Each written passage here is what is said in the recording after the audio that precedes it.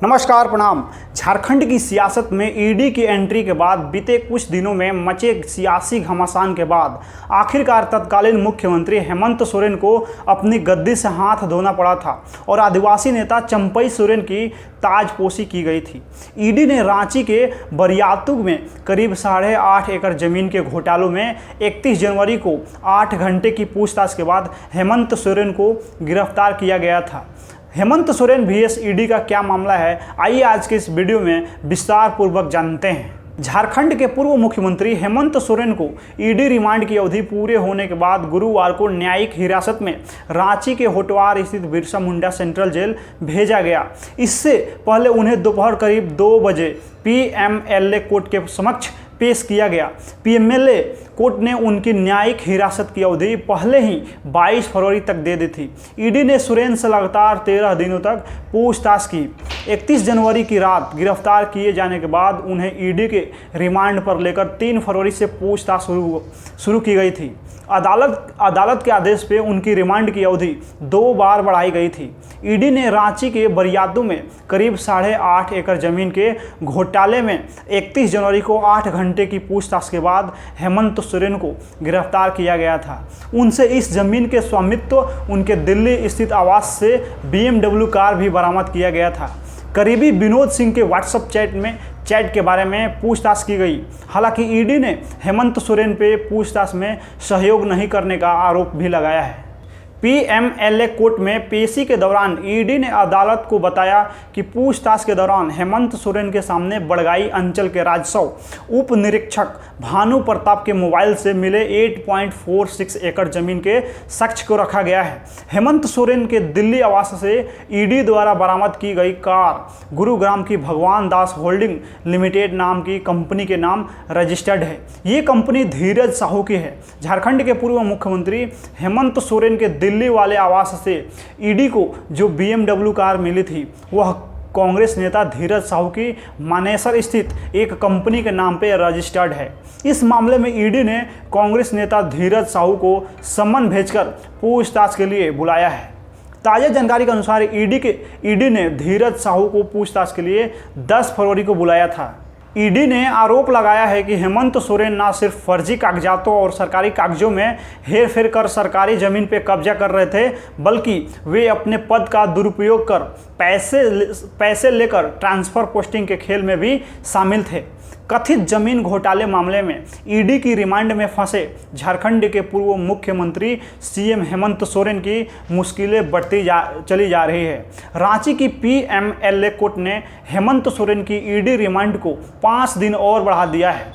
Agency ने court से हेमंत सोरेन की 7 दिनों की रिमांड मांगी थी। इस बीच ईडी ने हेमंत सोरेन पे कई तरह के भ्रष्टाचार में शामिल होने के आरोप लगाए हैं।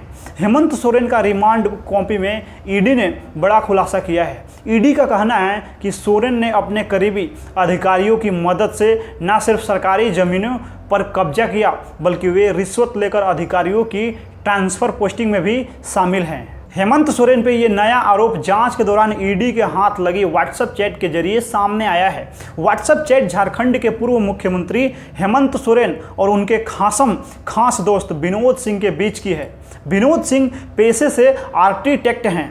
ईडी ने बोकारो और चलबासा जेल सुप्रिटेंडेंट के ट्रांसफ़र से जुड़ा कागज भी मोबाइल में बरामद किया है। इस कागज में ट्रांसफ़र पोस्टिंग का रेट लिखा है। ईडी के अनुसार विनोद ने 7/6/2020 को हेमंत सोरेन को व्हाट्सएप किया, जिसमें लिखा था कि कहीं का डीसी बना देना, नो रिलेशन प्योर कमर्शियल। भाई अभी तक जितना भी सिफारिश किया है किसी से भी 1 रुपया नहीं लिया है। काम होने के बाद जैसा आदेश होगा आपका, लेकिन रिक्वेस्ट है प्लीज़ कुछ केस कंसीडर कर लेना। आई विश हम भी छोटे से सिस्टम का पार्ट होते। इस व्हाट्सएप चैट में कई अधिकारियों के नाम और वर्तमान पोस्टिंग के साथ वो कहां पोस्टिंग चाहते हैं इसकी डिटेल भी है। यह सब व्हाट्सएप के जरिए विनोद ने हेमंत सोरेन को भेजा था। ईडी ने आरोप लगाया है कि इस चैट से साफ जाहिर होता है कि हेमंत सोरेन न सिर्फ फर्जी कागजातों और सरकारी कागजों में हेर फेर कर सरकारी जमीन पर कब्जा कर रहे थे, बल्कि वे अपने पद का दुरुपयोग कर पैसे लेकर ट्रांसफर पोस्टिंग के खेल में भी शामिल थे। ईडी का दावा है कि उनके पास विनोद सिंह और हेमंत सोरेन के बीच व्हाट्सएप चैट के 539 पेज हैं। ईडी का दावा है कि 5 फरवरी को उनका वोट डालने के लिए विधानसभा ले जाया गया, जिसके बाद उन्हें वापस ईडी ऑफिस लाया गया। इसके बाद ईडी ने हेमंत सोरेन से उनके फ़ोन के बारे में पूछा, जिससे उन्होंने विनोद सिंह से व्हाट्सएप चैट की थी। हालांकि सोरेन ने फ़ोन के बारे में सीधा जवाब नहीं दिया है। हेमंत सोरेन से ईडी ने बरियातू की 8.5 एकड़ विवादित जमीन के बारे में पूछताछ की है। उनकी अन्य अचल संपत्तियों, ट्रांसफर पोस्टिंग व अवैध खनन से जुड़े सवाल भी पूछे हैं। पूर्व में अन्य आरोपियों से पूछताछ में एक तथ्यों के आधार पर भी हेमंत सोरेन से पूछताछ की गई है। ईडी ने हाल ही में कोर्ट में दिए अपने आवेदन में बताया है कि वे पूछताछ में ईडी को सहयोग नहीं कर रहे हैं। ईडी ने उनके विरुद्ध पर्याप्त सबूत जुटाने का दावा किया है। इधर सदर थाने में दर्ज केस में बड़गाई अंचल के तत्कालीन राजस्व उप निरीक्षक भानु प्रताप प्रसाद को भी रिमांड पर लेकर ईडी पूछताछ कर रही है। अभी भानु प्रताप की रिमांड अवधि बची है और उनसे पूछताछ जारी है। ईडी ने भानु से सभी विवादित जमीन का सत्यापन कराया है, जिससे संबंधित दस्तावेज भानु के आवास से मिले थे। ईडी ने भानु प्रताप से बरियातू की 8.5 एकड़ जमीन का भी भौतिक सत्यापन कराया है।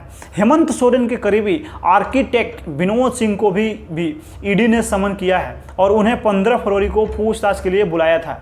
बड़गाई अंचल के तत्कालीन राजस्व उप निरीक्षक भानु प्रताप प्रसाद व आर्किटेक्ट विनोद सिंह सरकारी गवाह बन सकते हैं। जमीन घोटाला प्रकरण में दोनों से ही ईडी को छानबीन में बहुत सहयोग मिला है।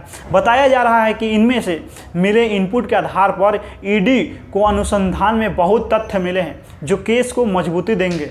पूर्व मुख्यमंत्री हेमंत सोरेन झारखंड में राजनीति की धुरी बन गए हैं। ईडी द्वारा हिरासत में लिए जाने के बाद उन्हें पद से इस्तीफा देना पड़ा था। इस प्रकरण से राज्य में व्यापक स्तर पर राजनीति उलटफेर हुआ।